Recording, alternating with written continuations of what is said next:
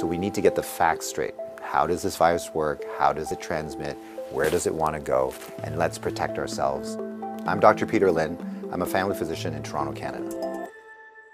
The coronavirus is a family of viruses that can cause as mild things as just a common cold, all the way up to SARS or MERS. These are these bad pneumonias that we're talking about. And basically what these viruses are, they look like a tennis ball with all these spikes sticking out of it. And depending on the type of spike, it allows that virus to attach to certain places. So some viruses, they have the spike that attaches to your nose. So basically you just get a common cold. But the SARS virus and this new virus that we're talking about has the spike that allows it to attach to the cells in your lung. And when it attaches there, it puts in information to make photocopies of itself. So it uses our equipment to make more viruses. I'm declaring a public health emergency of international concern over the global outbreak of novel coronavirus. Most of the coronaviruses live in animals. In this particular case, it was from Wuhan. There was a fish market where they were selling live animals. And the thought is that the virus was in a live animal, then it crossed into a human. But then what we found was that people were getting sick in terms of healthcare workers, in terms of family members that were looking after them, which now meant that the virus can pass from human to another human. Just like all viruses, it needs to reach a target, which is your lung. And it has to get there with your help. It has no feet and no wings. So therefore it needs us to move it there. So that's why we keep saying, don't hang around sneezy people because you're gonna breathe it in, and don't touch your face because that's how the virus is gonna get in. The masks are helpful, but they're not necessary because they're leaky. The ones that you and I buy basically have pockets here, so therefore the virus can get in. What the masks really do is they stop us from touching our face. If you're sick, we tend to mask you, so therefore you're not spewing out the viruses to other people sitting around you.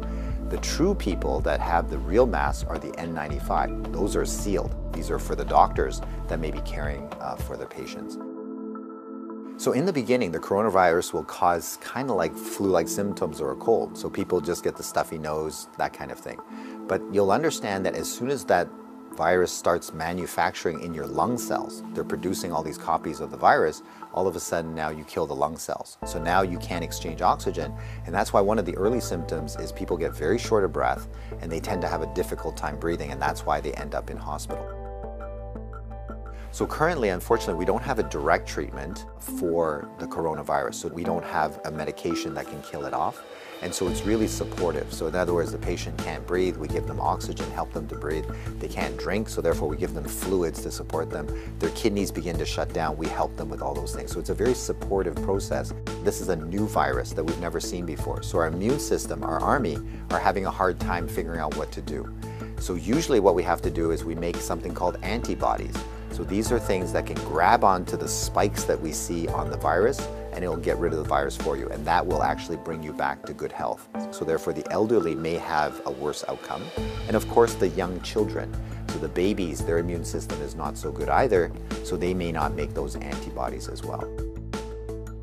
So just remember, your hands may be with virus. Virus cannot hurt you because it can't get through the skin, but the moment I do this, now I've brought the virus right to where it wants to go.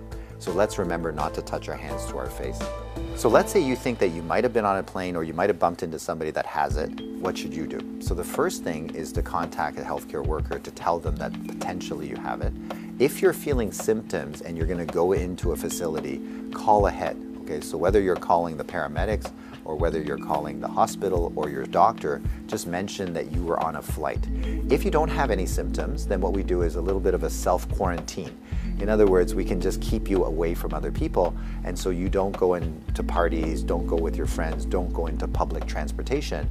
So we can contain it very easily by making sure that you do a self-confinement, so to speak, for the, let's say, 7 to 14 days is the longest incubation time. So after that, if you're feeling well, then you don't have anything to worry about. If we get the facts right, then we don't have to be overly worried, but we do the right things so that we don't get the virus ourselves and that we don't pass it on to others. And if we look after each other in this way, this virus will have nowhere to go. It needs us to move it, it needs us to make copies for it, and if we don't help it, then the virus will stop. So we have the power to do that right now.